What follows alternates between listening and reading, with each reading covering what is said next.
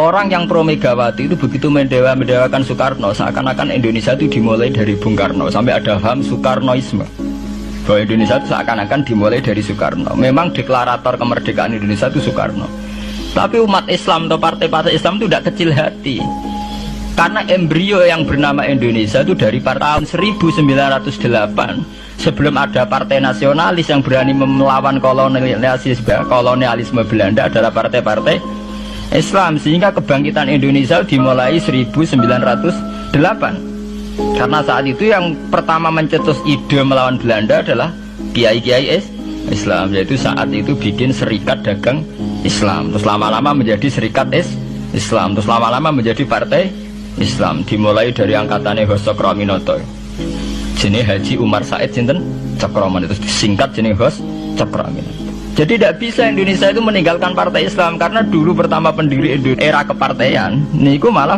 partai-partai apa? Islam yang lahir di Solo, di Jogja. Bahkan sebelum ada negara yang bernama Indonesia, itu ada negara yang bernama Demak Bintoro, ada Demak Ngayogyakarta apa? Karto. Itu semua negeri apa? Islam. Ya paham. Sehingga secara kesejarahan kita tidak kalah sama tuanya Soekarnoisme atau partai PNI. Dan sampai kan kita ini kan kayak dinabubukkan seakan-akan Indonesia itu dimulai dari Soekarno, sehingga nak wani Pak Karno itu koyok-koyok itu kita anti Indonesia. Ya kita tidak mungkin nggak menghormati Soekarno, beliau sebagai pahlawan besar kita hormati ya, tapi ya kebesaran Pak Karno demi bangsa Indonesia jangan kemudian direduksi, disederhanakan hanya melewati partai. Ya itu kan namanya pekerdilan. Tentu Pak Karno bikin negara ini ya untuk semua bangsa, bukan untuk PDIP saja, bukan untuk partai-partai marhainisme saja, juga bukan untuk partai-partai yang berfaham Soekarnoisme saja. Ya sama, tapi kita juga adil, sebagai kiai juga adil. Hos Cokroaminoto bikin partai Islam adalah untuk mengusir Belanda dari bumi Indonesia, yang nantinya juga untuk kepentingan semua bangsa Indonesia, tidak hanya yang Islam saja. Ya kita adil, sama-sama adil. Saat nasionalisme ya tidak mengurangi keagamaan, saat keagamaan tidak mengurangi nasionalis. Tapi itu tadi, kemudian ini dikerdilkan secara politik. Di sawangannya awas duet Pak Hasim Mega nasionalis religius itu sudah ditren. Angger duet senengannya pasangan nasionalis sampai religius. Apa nak nasionalis terus wajib sholat? Apa nak religius terus gak wajib nasional? Sebetulnya itu kan apa kan orang Indonesia itu wajib sholat hanya karena atas nama nasionalisme.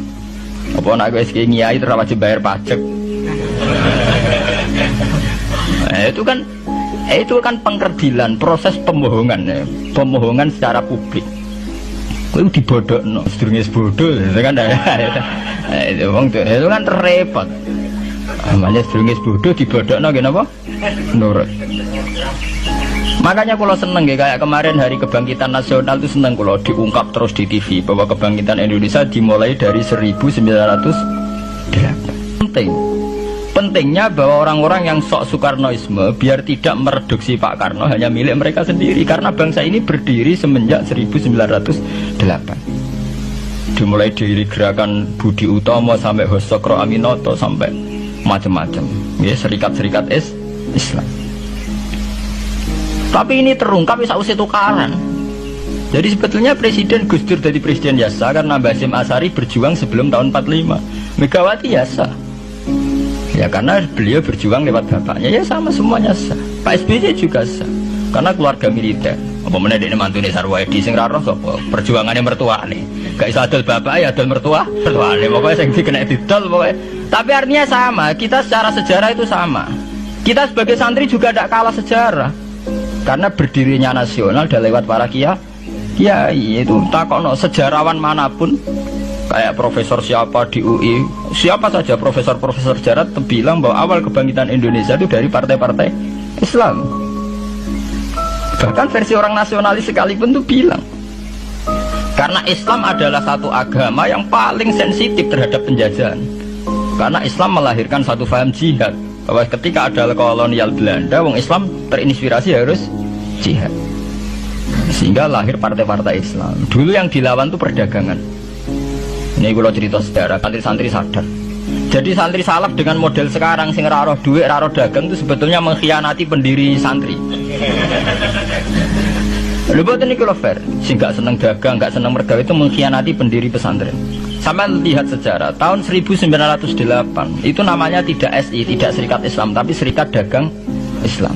Karena para kiai adalah melawan dominasi Cina di Surakarta dan dominasi Belanda menguasai sentra-sentra perdagangan. Sehingga yang dilawan pertama adalah piye supaya kolonial gak menguasai aset-aset ekonomi. Sama takono sejarah cek versi kiai, cek versi buku, asal gak versi klenek. Itu pertama yang dilawan para ulama adalah penguasaan aset ekonomi oleh Cina dan Belanda, sehingga mereka bikin serikat dagang.